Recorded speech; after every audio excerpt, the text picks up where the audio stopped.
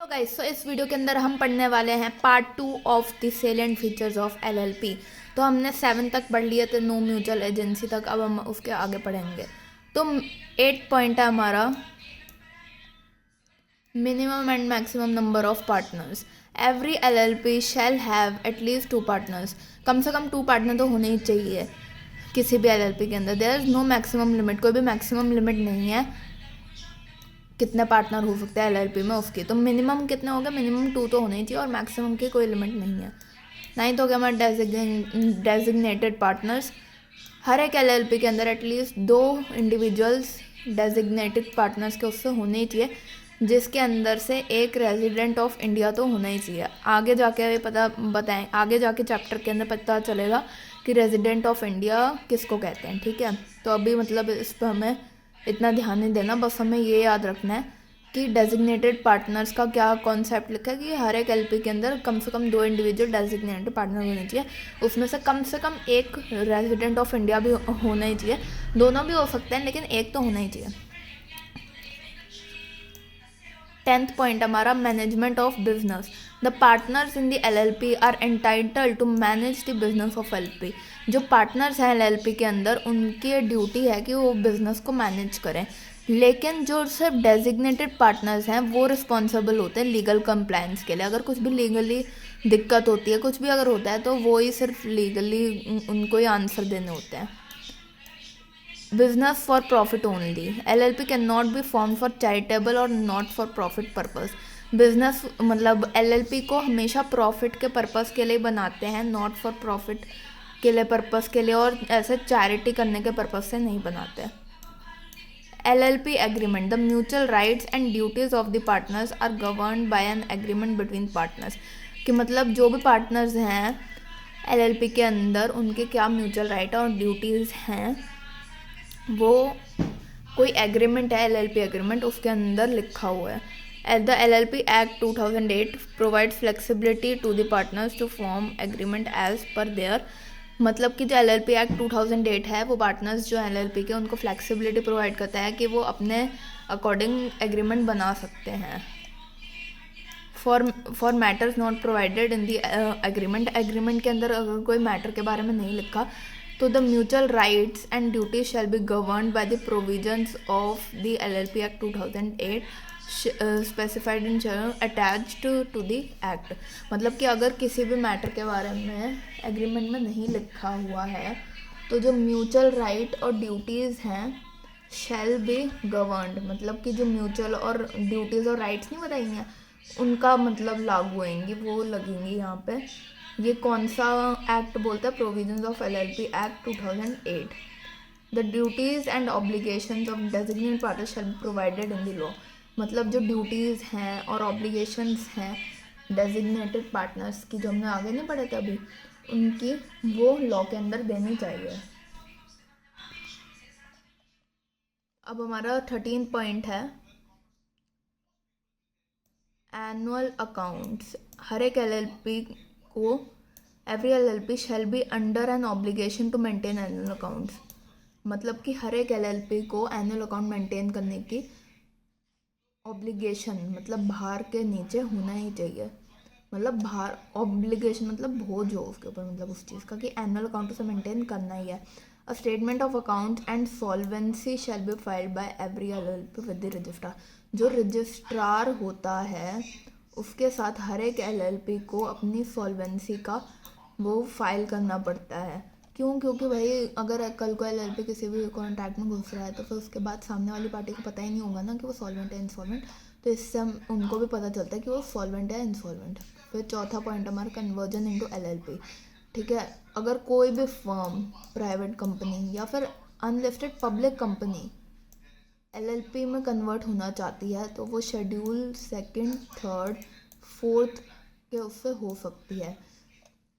Schedule 2nd क्या कहते हैं? शेड्यूल 2nd कहता है कि कन्वर्ट कर सकते हैं हम किसी भी फर्म को एलएलपी के अंदर। सेक्शन 3 कहता है कि हम किसी भी प्राइवेट कंपनी को एलएलपी के अंदर कन्वर्ट कर सकते हैं, और अनलिस्टेड पब्लिक कंपनी को क्या कहते हैं, एलएलपी के अंदर कन्वर्ट कर सकते हैं। ये सेक्शन शेड्यूल 4 कहता है। ठीक है, तो मतलब इसलिए बोला है। तो कह रहे हैं कि अगर इन तीनों को would be allowed to be converted into LLP in accordance with the provisions of LLP Act 2008, मतलब कि इसके प्रोविजन के थ्रू हो जाएगा और ये शेड्यूल लग जाएंगे, ठीक है। अगर हमें LLP को वाइंड अप करना है, वाइंड अप कब किस कंडीशन में करते हैं कि अगर कोई LLP इंसॉल्वेंट हो गया तो वो किसी कॉन्ट्रैक्ट में घुस ही नहीं पाएगा, तो वो प्रॉफिट भी नहीं कमा पाएगा, तो कोई फिर मतलब ही नहीं है मतलब उसके चलने का, तो इसलिए। या फिर अगर वो बैंकक्रप्ट हो गया, मतलब एक ही बात है, इंसॉल्वेंसी और बैंकक्रप्सी एक ही बात है। Winding up of LLP, the winding up of the LLP may be under insolvency bankruptcy code 2016 और वॉलेंट्री और बाय मतलब अपनी मर्जी से भी हो सकता है, और by tribunal has been established under the companies act 2013, the constitution of national company law was notified. मतलब अगर ये वाला मिनिस्ट्री, ये एक संस्था है, अगर ये कहेगी तो भी उनको अपना वाइंड अप करना पड़ेगा, तो इसलिए बोलता ट्रिब्यूनल मतलब ये was notified by the ministry on, मतलब ये बनाया कब गया था मिनिस्ट्री के द्वारा, जून 1 2016 को। Presently there are 15 benches of NCLT, इसके 15 बेंचेस है करंटली। अब आता है हमारा 16 point, application of the provision of the companies act. इतनी देर से जो हम प्रोविजन कर रहे हैं उसकी application. By virtue of section 61 subsection 1 of the LLP act, जो सेंट्रल गवर्नमेंट है में apply any of the provisions of the companies act to LLP।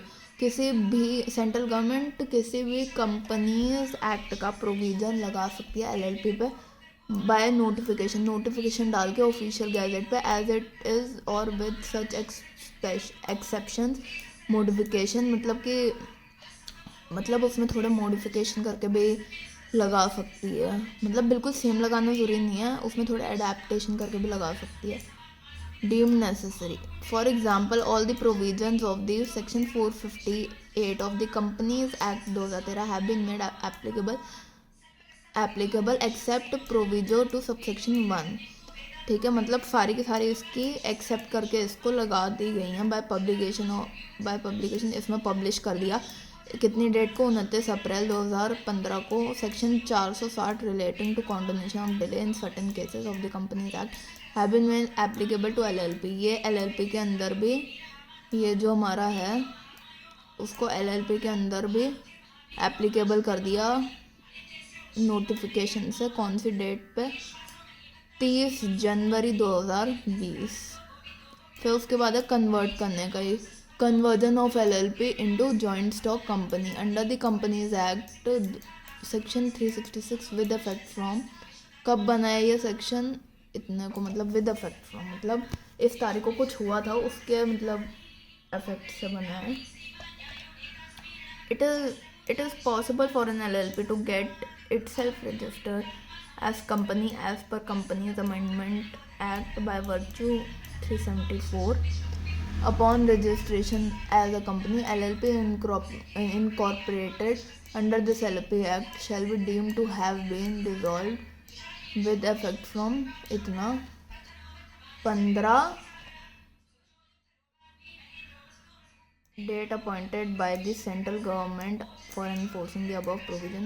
LLP having less than 7 member, अगर किसी LLP के less than 7 member है, shall be able to register as a private company, उसको मतलब वो private company में convert होनी चाहिए। कौन से दिन के उससे हुआ है, विद इफेक्ट फ्रॉम इतने डेट के उस बात से हुआ है, appointed by the central government for enforcing the above provision. ये अपॉइंट किया सेंट्रल गवर्नमेंट ने ऊपर वाली प्रोविजन जिससे लग सके, इसलिए ये बोला है।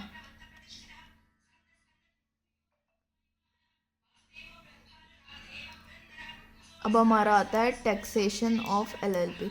The LLP act does not provide any provision relating to tax regime of LLP। Tax regime से रिलेटेड कोई भी LLP प्रोविजन नहीं देता, तो it simply states that LLP shall be taxed on the same footing as of the partnership form. मतलब जैसे partnership form के अंदर टैक्स का रिजाइम होता है, वैसे इसके अंदर भी होगा। Hence the provision of income tax act 1961 for firms shall apply for to taxation of LLP. The concept of alternate minimum tax have been made applicable, क्योंकि ये वाला जो है ऑल्टरनेट मिनिमम टैक्स ये लगता है किसमें, हमारा प्रोविजन ऑफ इनकम टैक्स में, जो कि पार्टनरशिप के अंदर अप्लाई होता है। और अब उसका कोई अलग नहीं है तो फिर बोल दिया कि भाई पार्टनरशिप का ही उसमें लग सकता है। ठीक है। 19th है हमारा e filing of document. E filing of document, every form, application या फिर document required to be filed under the act and rule made of the shall be filed in electronic form on the website this. मतलब कि कोई भी अगर form, कोई भी application, कोई भी डॉक्यूमेंट जो रिक्वायर करना आपको, किसी भी फॉर्म की, किसी भी एप्लीकेशन, किसी भी डॉक्यूमेंट को अगर आपको फाइल करना पड़ा है इस एक्ट के अंडर, LLP एक्ट के अंडर, और अगर कोई रूल बनाए गए तो उन सब का आपके पास इलेक्ट्रॉनिक फॉर्म में वो फाइल होने चाहिए सारे के सारे इस वेबसाइट के ऊपर www.mca.government.in and authenticated by a partner और designated partner of LLP by the use of electronic और डिजिटल सिग्नेचर। अब ऑथेंटिकेटेड उसे करने के लिए क्या करना होगा, साइन, उसे ऑथेंटिकेट करने के लिए क्या करना पड़ेगा, साइन करना पड़ेगा। किसको, डेजिग्नेटेड पार्टनर को। और फिर वो डिजिटल फॉर्म में तो फिर डिजिटल सिग्नेचर करने पड़ेंगे। ठीक है। फिर वो बता फॉरेन LLP। फॉरेन LLP मतलब section 221M of the act defines foreign limited liability partnership as a limited liability partnership formed, incorporated और रजिस्टर्ड आउटसाइड इंडिया। मतलब कि फॉरेन LLP का क्या कह रहे हैं कि सेक्शन 221M जो एक्ट है वो डिफाइन कैसे करता है फॉरेन LLP को, कि ये एक ऐसा LLP है जो कि इनकॉर्पोरेट और रजिस्टर होता है आउटसाइड इंडिया। ठीक है। Which establishes a place of business within India, जिसके अंदर मतलब बिजनेस तो इंडिया के अंदर ही होगा लेकिन ये LLP बनेगा बाहर। Foreign LLP can become a partner in Indian LLP। जो फॉरेन LLP है वो इंडियन LLP के अंदर पार्टनर बन सकता है। मतलब कि इंडिया के अंदर अगर कोई LLP इनकॉर्पोरेट हुआ है और रजिस्टर हुआ है तो वो जो फॉरेन LLP जो बाहर हुआ है इंडिया के, वो उसका पार्टनर बन सकता है। मतलब ये कह रहे हैं। फिर investigation, the central government has the power to investigate the affairs of an LLP if required by appointing an inspector. मतलब कि जो सेंट्रल गवर्नमेंट है उसके पास ये पावर है कि वो इन्वेस्टिगेट, मतलब कि छानबीन कर सकती है अफेयर्स, मतलब कि कोई भी काम, मतलब जो भी काम करती है LLP जैसे अपने बिजनेस को चलाने के लिए, उसकी मतलब ताका झाकी कर सकती है एक इंस्पेक्टर को अपॉइंट करके अगर उसे ज़रूरत लगी तो। ठीक है। उसके बाद 24वां मतलब 22वां है मर्जर एंड अमेलगमेशन। मर्जर मतलब होता है कि मर्जर जैसे क्योंकि मेरी कोई कंपनी है उसका नाम है A, अगर कोई दूसरा इंसान है उसकी कंपनी का नाम है B, तो हम दोनों ने अगर मर्जिंग कर ली कंपनी की तो क्या होगा, अगर उस A + B मतलब मेरी और उसकी कंपनी ने दोनों ने मर्ज कर दिया तो एक नई कंपनी निकलती है जिसको हम कहते हैं C। ठीक है। और अमेलगमेशन आई थिंक वो होता है कि दो कंपनी साथ में आ जाती हैं, जैसे A और B दोनों की कंपनी थी तो वो AB हो गई, मतलब ऐसा। Provisions have also been made for corporate actions like mergers amalgamation. मतलब कि जैसे कॉरपोरेट एक्शन है उनके लिए भी क्या करी गई है, प्रोविज़न बनाई गई हैं। फॉरेन इन्वेस्टमेंट इन LLP, अगर कोई फॉरेन इन्वेस्टमेंट करे LLP के अंदर सिंस 2015 मतलब 2015 के बाद से गवर्नमेंट ऑफ इंडिया ने अमेंड कर दी है, उसकी FDI पॉलिसी और अलाउ कर दिया फॉरेन इन्वेस्टमेंट इन LLP। पहले नहीं था लेकिन 2015 के बाद उसने अलाउ कर दिया है, उसने अमेंड कर दिया अपनी फॉरेन डायरेक्ट इन्वेस्टमेंट पॉलिसी को अमेंड कर दिया और फिर बाद फॉरेन इन्वेस्टमेंट अलाउ कर दी LLP के अंदर under automatic approval route subject to some condition. मतलब कि कोई कंडीशन के उससे कर दिया उसने अप्लाई। फिर हमारा 24वां और लास्ट पॉइंट आता है non applicability of the partnership act 1932। तो इसके अंदर LLP के अंदर पार्टनरशिप एक्ट एप्लीकेबल नहीं होगा। तो क्या कह रहा है, the partnership act 1932 shall not be applicable to LLP। जो पार्टनरशिप एक्ट 1932 है वो वो एप्लीकेबल नहीं होना चाहिए LLP में। तो ये बात ये कह रहा है। ठीक है। क्योंकि LLP के ऊपर कौन सा एक्ट लागू होता है, LLP एक्ट 2008। सो इसलिए पार्टनरशिप एक्ट 1932 एप्लीकेबल नहीं होगा LLP में। तो ये थे हमारे सारे के सारे सेलिएंट फीचर्स एंड जो कि हमने कवर कर लिए हैं। ये वाले हमने पिछली क्लास में कवर कर लिए थे। एंड इफ़ यू तो हमारे सेलिएंट फीचर का टॉपिक ख़त्म हो गया है।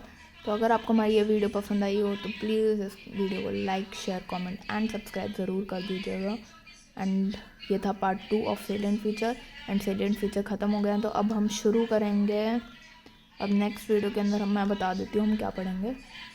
नेक्स्ट वीडियो के अंदर हम पढ़ेंगे difference between LLP and traditional partnership form. ठीक है, ट्रेडिशनल पार्टनरशिप फॉर्म मतलब कि LLP और पार्टनरशिप के बीच में हम डिफरेंस पढ़ने वाले हैं। पार्टनरशिप फॉर्म और LLP के बीच में डिफरेंस पढ़ने वाले हैं, तो काफ़ी अच्छे से क्लैरिटी आने वाली है। सो मिलती हूँ आपको नेक्स्ट वीडियो में, तब तक के लिए take care and bye bye.